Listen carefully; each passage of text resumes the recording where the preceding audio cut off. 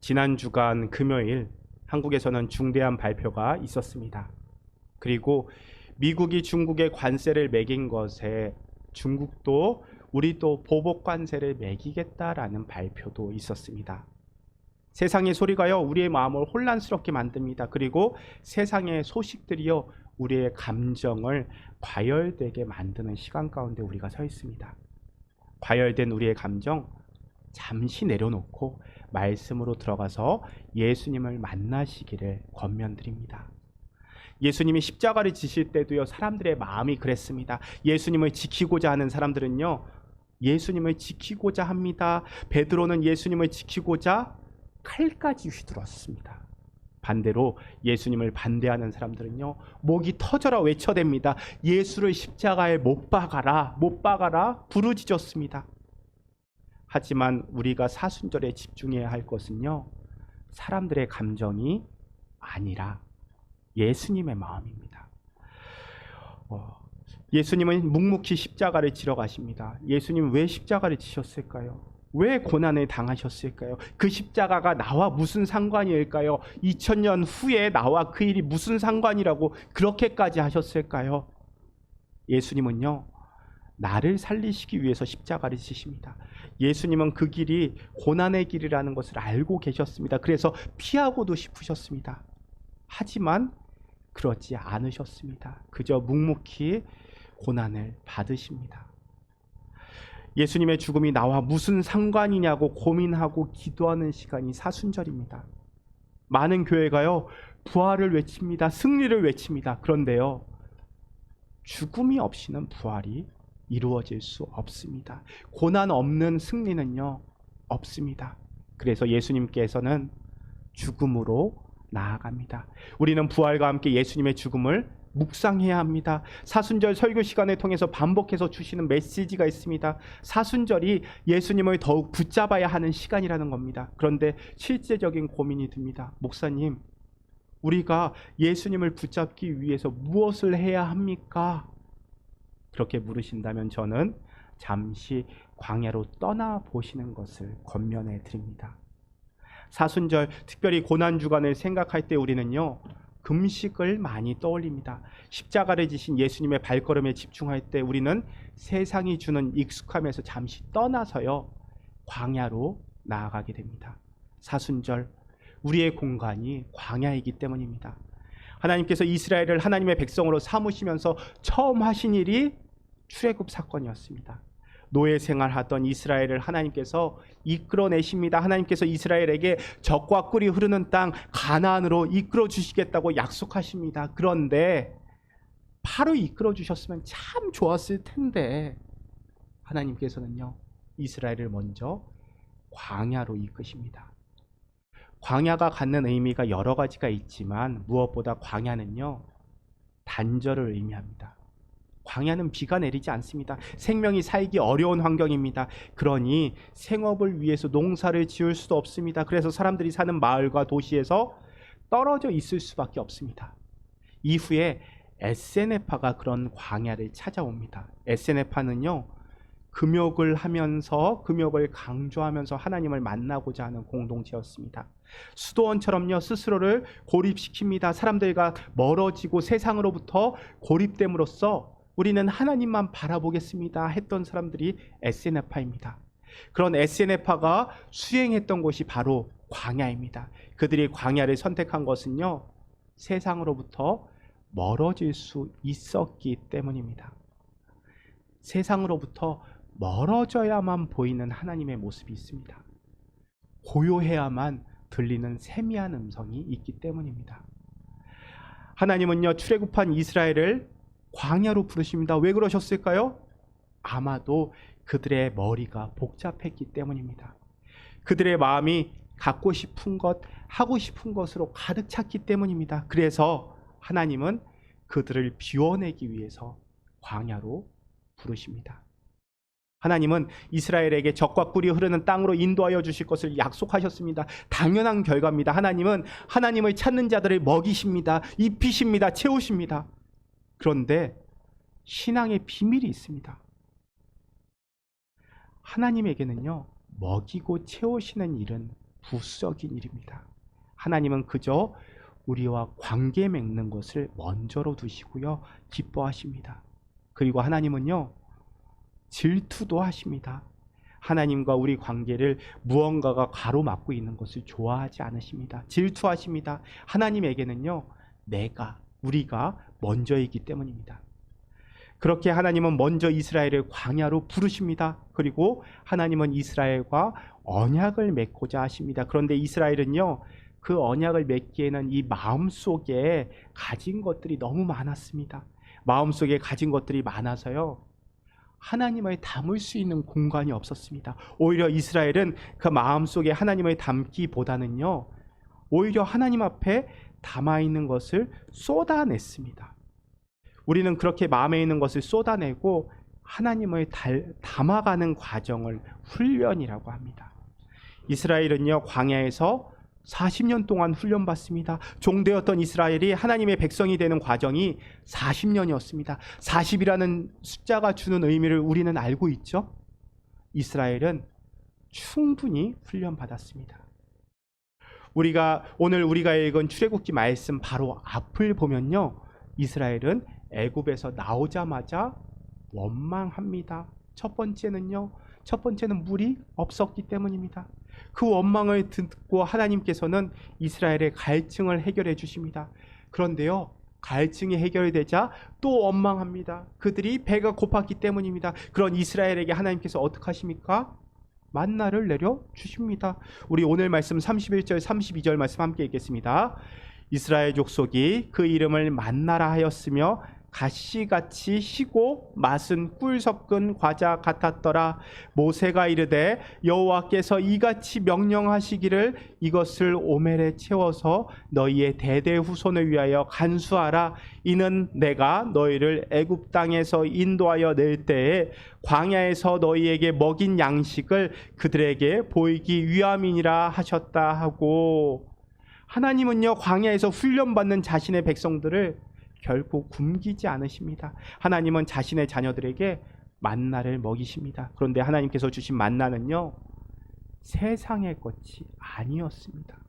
하나님께서 농사를 잘 되게 하시거나 사냥을 잘할 수 있게 하실 수 있는 분입니다. 그런데 그렇게 하지 않으십니다. 광야에서 이스라엘은요, 아무것도 하지 않았습니다. 아니, 하나님은 그들이 아무것도 할 수 없게 하십니다. 그리고 그들에게 만나를 내려주십니다. 내 힘이 아닌 하나님을 의지하며 살아갈 수 있는 법을 훈련시키십니다. 그렇게 이스라엘이 훈련받는 그 시간, 세상이 아닌 하나님께서 내려주시는 먹거리를 허락하십니다. 광야는요, 이스라엘 백성만을 다듬은 것이 아니었습니다. 예수님도 그 광야에서 훈련받으십니다. 우리가 쉽게 오해하는 것은요, 예수님은 처음부터 예수님이셨을 것이다 라고 생각하는 것입니다. 예수님도요, 사람이셨습니다. 예수님도 성축하지 않았을 때가 있으셨습니다. 이러한 부분은 신학적인 용어로 예수님의 인성이라고 설명합니다. 예수님은 완전한 하나님이셨지만 동시에 완전한 사람이셨습니다. 그래서 예수님도 성장이 필요하였습니다. 예수님도 배가 고프면요, 고통스러워하였습니다. 예수님도 추우면 고통스러워하셨습니다. 여기에서 궁금증도 생깁니다. 목사님, 예수님이 그런 모습이 왜 필요하십니까? 예수님이 슈퍼맨 같은 모습으로 오셨으면 얼마나 좋았을까요? 예수님의 인간된 모습이 없다면요, 예수님의 구원은 그저 동정에 불과합니다. 위에서 아래를 내려다보면 그런 예수님이었을 겁니다. 그런데요, 예수님은 우리를 동정하지 않으십니다. 예수님은 우리를 사랑하셨습니다. 사랑하면요, 동등해집니다. 자, 강아지를 너무 사랑하는 사람들의 모습을 생각해 보십시오. 강아지한테 이름을 붙여줍니다. 그리고 더 사랑하는 사람들은요, 자기 성까지 붙여줍니다. 강아지를 사랑해 본 적 없는 사람들은 이해하지 못하는 모습입니다. 그리고요, 같은 침대에서 같이 잠을 자기도 합니다. 심지어는 같은 식탁에서 밥 먹는 모습도 목격한 적이 있습니다. 우리와 하나님의 관계가 주인과 강아지 같다는 의미는 아닙니다. 하지만 사랑하면요, 같아지려고 하고요. 오히려 낮아지기까지 합니다. 그런 말이 있죠. 더 사랑하는 사람이 지게 된다. 생각해보면요. 저도 딸내미한테 항상 지는 것 같습니다. 힘도 제가 더 세고요. 돈도 제가 더 많습니다. 그런데 돌아보면요. 항상 제가 집니다. 왜 그럴까요? 제가 더 사랑하는 것 같습니다. 그래서 제가 매일 손해봅니다. 그런데 손해보는 게 손해가 아닌 것 같습니다. 손해보는 것이 기쁩니다. 하나님이 그러신 것 같습니다. 그래서 하나님이 우리가 있는 자리까지 오십니다. 낮은 자리에 오셨다는 게 그런 의미입니다. 그렇게 하나님은요, 인간이 되어서 인간의 몸을 입고 오십니다. 우리처럼 어리고 여린 존재가 스스로 되셨다는 의미입니다. 그러하기에 예수님은 성인이 되어서 이제 메시아로서의 활동을 시작하기에 앞서서 먼저 준비하십니다. 오늘 신약 말씀 1절과 2절 말씀 함께 읽겠습니다. 그때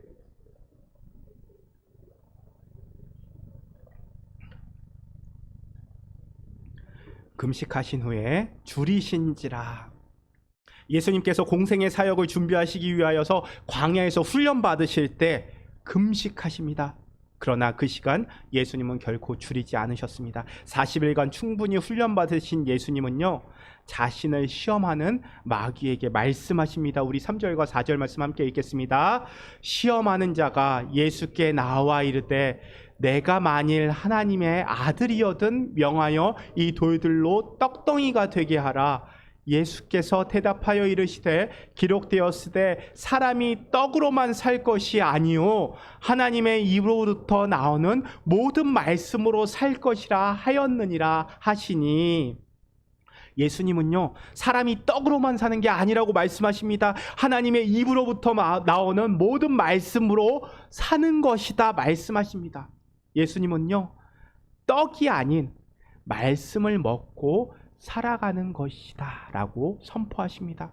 또 예수님은요, 사마리아 여인에게도 말씀하십니다. 오늘 요한복음 4장 13절 14절 말씀 함께 읽겠습니다. 예수께서 대답하여 이르시되 이 물을 마시는 자마다 다시 목마르려니와 내가 주는 물을 마시는 자는 영원히 목마르지 아니하리니 내가 주는 물은 그 속에서 영생하도록 솟아나는 샘물이 되리라. 예수님께서는요, 이 물을 마시는 사람들은 다시는 목마르지 않을 것이라고 말씀하십니다. 그런데 예수님의 그런 말씀을 듣고 사마리아 여인이 물동이를 내려놓습니다. 28절 말씀 제가 읽겠습니다. 여자가 물동이를 버려두고 동네로 들어가서 사람들에게 외칩니다. 이것이 무슨 의미겠습니까? 예수님이 주시는 물은 세상이 주는 물이 아니라는 것을 의미합니다. 그렇게 예수님은요, 우리가 세상이 주는 양식이 아니라 하늘로부터 내려오는 것을 먹는 것이 중요하다고 우리에게 보여주십니다. 사순절 우리는 스스로에게 묻습니다. 나는 누구인가? 나는 어떤 사람인가? 아니, 나는 어떤 모습을 하고 있는가? 나라는 사람 어떻게 설명할 수 있을까요? 여러 가지 관점에서 나를 설명할 수 있습니다. 그런데 한 유물론 철학자가요, 이렇게 설명합니다. 자기가 먹는 것이 곧 그 자신이다 라고 설명합니다. 먹는 것이 곧 그 사람을 나타낸다는 뜻입니다. 그 말이 의미가 있는 것 같습니다. 지난 주 중에요, 제가 김요한 목사님을 만나서 함께 식사를 했습니다. 식사 자리에서 김요한 목사님이 저에게 물으십니다. 주 목사님, 이제 홍콩 온 지 1년이 다 되어 가고 있죠? 이제 얌차 좀 드셨나요? 얌차 먹을 줄 아시나요? 라고 묻습니다. 그 말이 무슨 뜻이겠습니까? 그래도 얌차를 좀 먹을 줄 알아야 홍콩 사람이다 라는 의미겠죠. 하나님도 그러하셨습니다. 하나님께서는요, 사람들을 자신의 백성으로 훈련시키고 변화시키기 위해서 얌차가 아니라 하늘의 양식을 먹이십니다. 세상에 발을 딛고 살아가는 우리에게 세상이 아닌 하나님을 바라볼 수 있는 훈련의 시간으로 이끌어 주십니다. 하나님의 말씀을 먹어야만 하나님의 자녀로 살아갈 수 있음을 우리에게 보이셨습니다. 예수님께서 잡히시던 밤 떡을 가지고 축사하시고 떼어서 제자들에게 먹이십니다. 이것은 너희를 위한 내 몸이라. 너희가 이를 행하여 나를 기념하라 말씀하십니다. 예수님께서는요, 자신의 몸을 내어주면서 우리를 식탁의 자리로 초대하십니다. 말씀이 육신을 덧입고 우리에게 나오신 예수님께서요, 우리에게 명하십니다. 받아서 먹으라. 이것이 내 몸이라 명령하십니다. 말씀이 육신이 되어서 그 육신을 입고 낮은 자리에 오신 예수님께서 우리에게 받아 먹으라고 명령하십니다. 우리는요, 사순절 가운데 서 있습니다. 무언가를 이루기에 훈련받기에 충분한 시간을 보내고 있습니다. 하나님께서 사순절이라는 시간 가운데 우리에게 원하시는 모습이 무엇일까요? 적어도 아무것도 하지 않고 아무것도 생각하지 않고 때가 되었으니 사순절인가 보다라고 보내는 모습은 아닐 겁니다. 그렇다고 아무것도 하지 않으면서 부담만 갖고 마음을 불편하게 이 시간을 보내는 모습은 더욱더 원하지 않으실 겁니다. 아직 사순절이 2주 남아 있습니다. 한 주간 마음을 준비하고요, 남은 고난 주간만이라도 광야를 찾아서 들어가실 수 있기를 바랍니다. 그리고 금식하실 수 있기를 권면드립니다. 제가 말씀드리는 금식 오해하지 않으셨으면 좋겠습니다. 금식 밥 굶으라는 의미 아닙니다. 금식은요, 예수님을 조금 더 붙잡기 위해서 내 손에 쥐고 있는 것들 조금은 덜어내는 것을 의미합니다. 다시 말씀드릴게요. 굶으라는 이야기 아닙니다. 내 마음 채우고 있는 거 조금 덜어내라는 말입니다. 하나님께서 이스라엘을 왜 광야로 부르셨을까? 이스라엘 마음속에 하나님이 들어갈 틈이 없었습니다. 그러니 그 마음에 하나님을 담을 수가 없었습니다. 그래서 그 마음 덜어낼 수 있도록 광야로 부르십니다. 세상과 단절된 광야로 부르셨습니다. 예수님도 광야의 성령에게 이끌려서 들어가십니다. 예수님도 인간된 마음에 담고 있는 것들을 털어내기 위해서 광야로 들어가십니다. 그런 의미에서 금식은요, 광야로 들어가는 것을 뜻합니다. 솔직히 우리 너무 바쁘지 않습니까? 우리 마음에 이 생각 저 생각 머리가 복잡하지 않습니까? 세상의 뉴스 들으면요, 우리의 마음이 과격해지지 않습니까? 그 바쁜 시간 조금 떼어서 구별해서 분리해서 예수님 붙잡는 시간으로 사용하시라는 말씀입니다. 일하는 시간 조금 덜어내고 공부하는 시간 조금 덜어내는 것도 좋습니다. 밥 먹는 시간 조금 덜어내는 것도, 잠자는 시간, 운동하는 시간 조금 덜어내는 것도 괜찮습니다. 조금 더 하나님께로 시선을 돌리는 시간을 확보하는 것, 갖는 것이 금식입니다. 나만의 골방으로 들어가서 하나님 앞에 무릎 꿇는 시간이 금식입니다. 유튜브 많이 보시죠? 사순절 기간만큼은요, 유튜브 보시되 그것만 보시고 알고리즘 따라가지 않으셨으면 좋겠습니다. 알고리즘에 따라가면요, 알고리즘에 빠지면요, 나를 잃어버립니다. 우리가 처음 기도할 때 우리 유튜브 아이들한테 어떻게 가르치나요? 우리 기도할 때 어떤 자세로 기도해야 된다고 가르칩니까? 눈 감고요, 손 모으고. 그쵸? 근데 생각해보면요, 사실 우리는 눈 뜨고 기도할 수 있습니다. 다른 일 하면서 기도할 수 있습니다. 성경 보면요, 하늘을 올려다보고 손을 뻗고 기도하는 장면도 나옵니다. 굳이 우리가 손을 모아서 기도할 필요 없습니다. 그런데 우리는 아이들한테 기도할 때 이 자세 왜 가르쳐 줍니까? 왜 그럴까요? 우리는요, 눈을 감음으로써 세상을 보는 눈을 잠시 닫습니다. 왜요? 왜 눈 감나요? 하나님 보려고요. 눈에 자꾸 들어오는 세상 잠시 내려놓고 하나님 보려고 눈을 감습니다. 손은 왜 모을까요? 하나님 붙잡으려고 손을 모읍니다. 손을 모으면 우리 이 손으로 아무것도 할 수 없습니다. 그런 친구들 본 적이 있습니다. 수련회에 가서요, 아이들이 식사 기도를 합니다. 그런데 배는 고프지 기도는 해야 되지. 그래서 이 친구들이 어떻게 식사 기도를 합니까? 하나님 감사합니다 기도하면서 수저통에서 수저를 꺼냅니다. 젓가락도 기도하면서 갖다 놓습니다. 우리는요, 손으로 많은 일 합니다. 그런데 하나님 잡기 위해서는요, 그 손 잠시 멈춰야 합니다.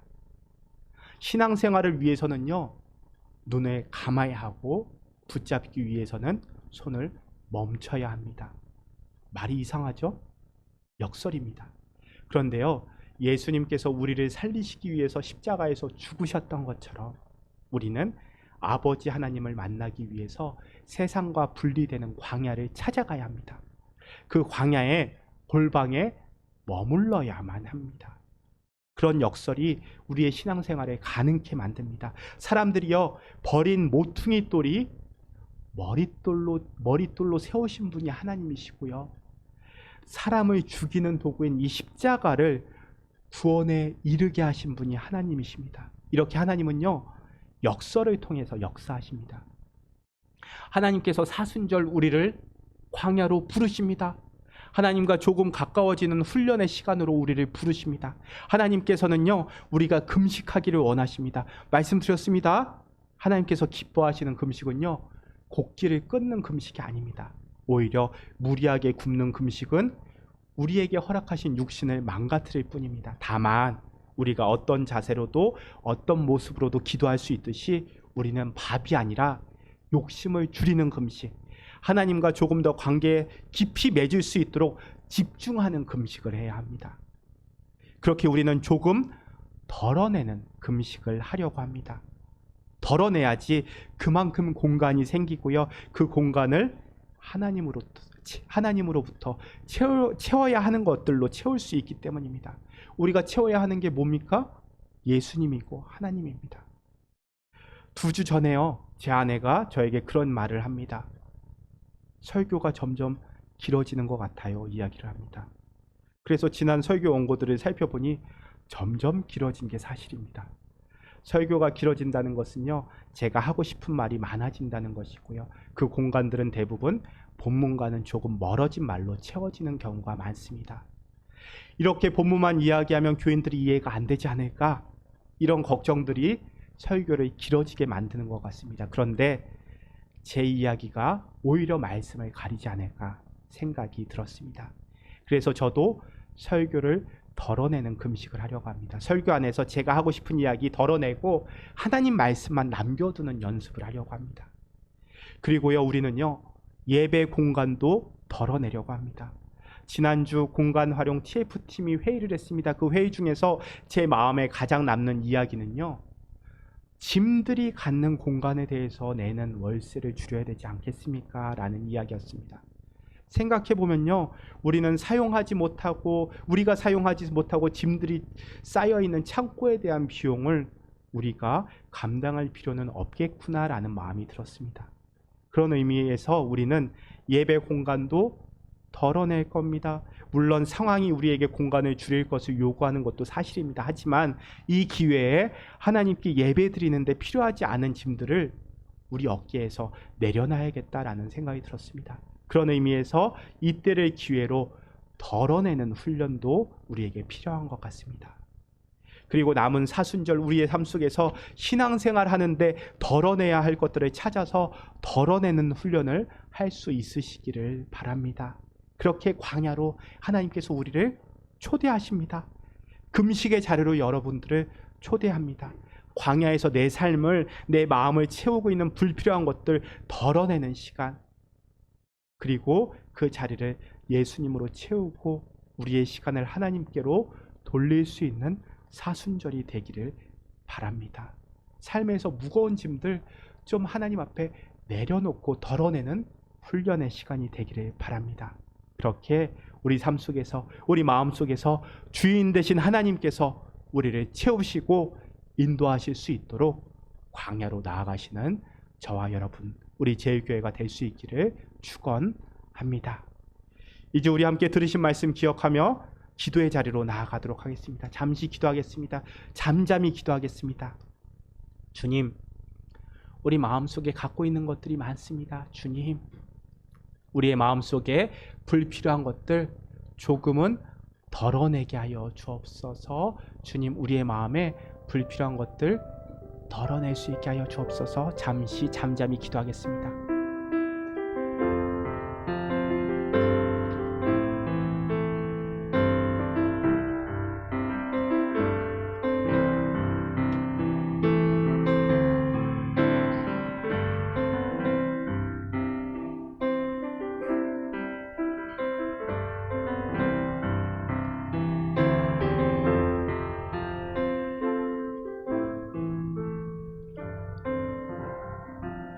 우리를 부르신 하나님, 우리를 광야로 부르시는 하나님 감사합니다. 주님께서 부르신 곳에 우리가 서기를 원합니다. 그러나 우리의 어깨가 너무도 무겁습니다. 삶의 자리를 유지하는 것만으로도 벅찹니다. 숨이 막힙니다. 하지만 우리에게 만나를 먹이시는 분이 하나님이심을 믿습니다. 말씀을 먹이시는 분이 하나님이심을 고백합니다. 주님, 우리의 삶 가운데 무거운 짐 덜어낼 수 있는 시간이 되게 하여 주옵소서. 사람들에게 보이고자 자랑하고자 짊어지고 있는 무거운 짐 예수님 앞에 내려놓는 시간 되게 하여 주옵소서. 그리하여 가벼워진 우리의 발걸음이 예수님을 따르게 하여 주옵소서. 우리를 인도하시고 우리를 위하여 무거운 십자가를 짊어지신 예수님의 이름으로 기도합니다. 아멘.